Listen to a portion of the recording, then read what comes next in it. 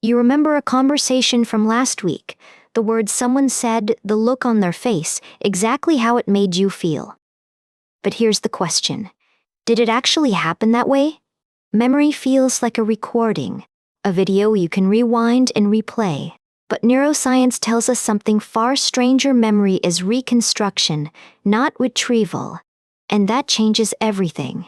I'm exploring new research that suggests cannabis doesn't just blur memories, it actively creates false ones, memories that feel completely real but never happened at all.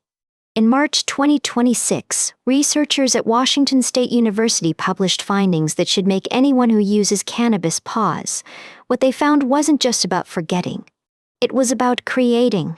The brain, under the influence of THC, doesn't just fail to record experiences, it manufactures them, and the person experiencing this has no idea.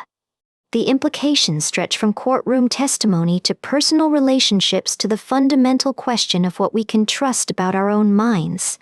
Let's look at what they found. First, let's establish how memory actually works. When you recall something, your brain isn't playing back a recording. It's rebuilding the experience from fragments stored across different neural networks. Every time you remember something, you're essentially reconstructing it. And each reconstruction changes the memory slightly. This is true for everyone, all the time. Memory is inherently unstable. But here's what's crucial. Your brain has systems designed to distinguish real memories from imagined ones.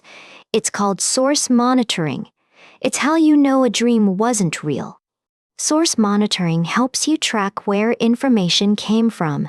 Did you read it? Did someone tell you? Did you experience it directly? This system is what cannabis appears to disrupt. The study, published in the Journal of Psychopharmacology in March 2026, used a double-blind design with 120 regular cannabis users. This methodology is significant.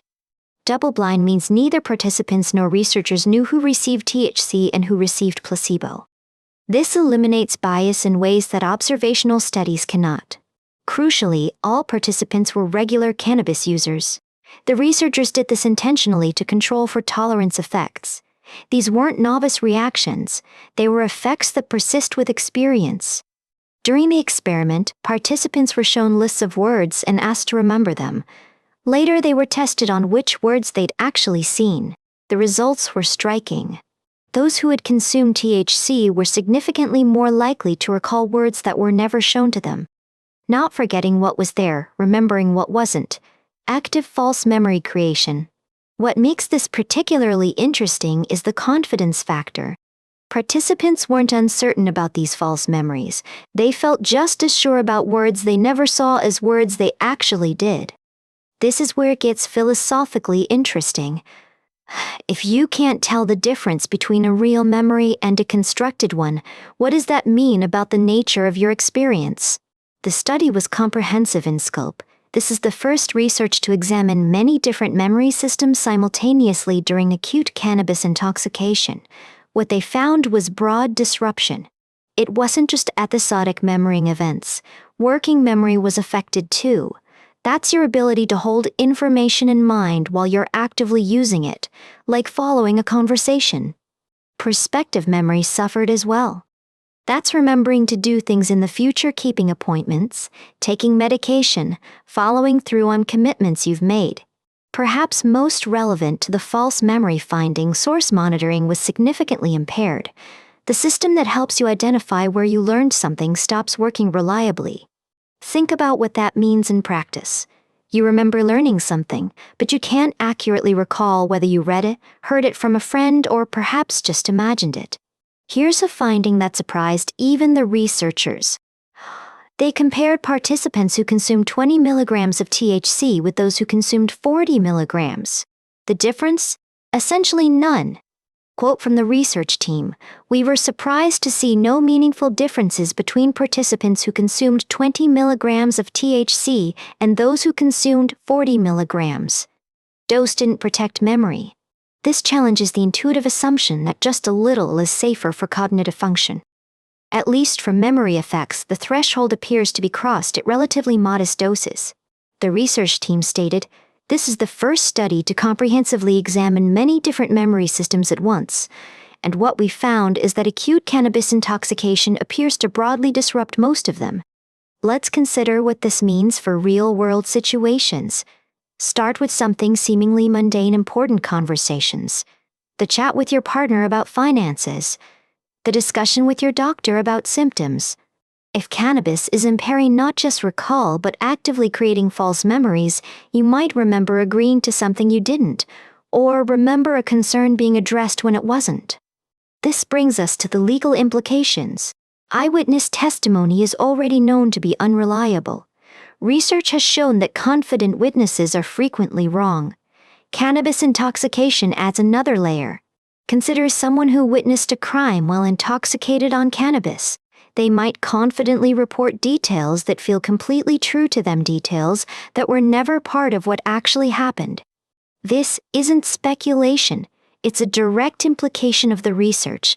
If THC causes people to confidently recall things that never happened in a laboratory, there's no reason to think it wouldn't do the same in the real world. The relationship implications are equally significant. Imagine remembering a fight that went differently than it did, or recalling promises that were never made. These aren't lies, they're sincere false beliefs. What separates this from ordinary memory fallibility is the active creation component. Normal memory degrades and shifts over time. Cannabis appears to accelerate and amplify this process during the formation phase itself. There's a philosophical dimension worth acknowledging. We all construct our memories. We all have false beliefs about our past that feel absolutely true. Cannabis may simply be revealing a vulnerability that's always there. But the degree matters. If intoxication meaningfully increases false memory creation beyond baseline, that's information users should have when making decisions about when and how to consume.